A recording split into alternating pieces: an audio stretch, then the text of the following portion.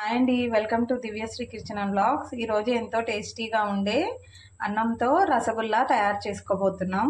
Rice తీసుకోవాలి, ఒక cup. Spoon మైదా తీసుకోవాలి, 2 టేబుల్ స్పూన్ పంచదార పొడి, పాలు కొంచెం, నిమ్మరసం.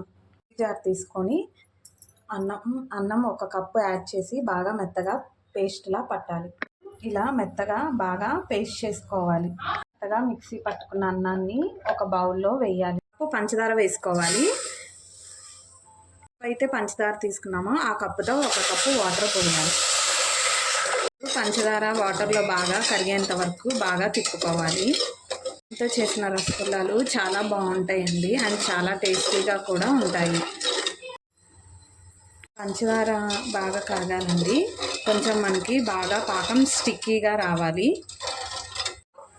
మైదా యాడ్ చేసుకోవాలి.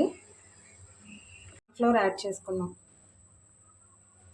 స్పూన్ పంచదార పొడిని యాడ్ చేసుకున్నాం. బాగా కలుపుకోవాలండి. స్పూన్ మిల్క్ని యాడ్ చేసుకున్నాం. రసగుల్లాలు నార్మల్గా ఉన్న రసగుల్లా లాగానే సేమ్ అలానే ఉంటాయండి అండ్ అంతే టేస్టీగా వస్తుంది. మీ ఇంట్లో రైస్ మిగిలితే ఇలా ట్రై చేయండి. చేతికి పాలు రాసుకోవాలండి. ఇలా పాలు రాసుకోవడం వల్ల రసగుల్లా బాల్స్ చేతికి అంటకుండా ఉంటాయి. పాలు తీసుకొని చేతికి అంటకుండా ఇలా బాగా రౌండ్గా చేసుకోవాలి. ఇందులో కొంచెం యాలక్కాయ పౌడర్ వేసుకోవాలి. టేబుల్ స్పూన్ లెమన్ యాడ్ చేయాలి. బాల్స్లా రౌండ్గా చేసుకొని ప్లేట్లో పెట్టుకోవాలి. పంచదార బాగా మరిగినాక ఇందులో రసగుల్లాను వేసుకోవాలి.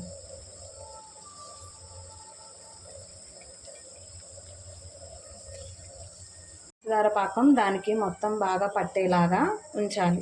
ఇందులో బాగా రసగుల్లాలు ఉడకనివ్వాలి. అంతేనండి, ఎంతో టేస్టీగా ఉండే రసగుల్లా రెడీ అయిపోయింది.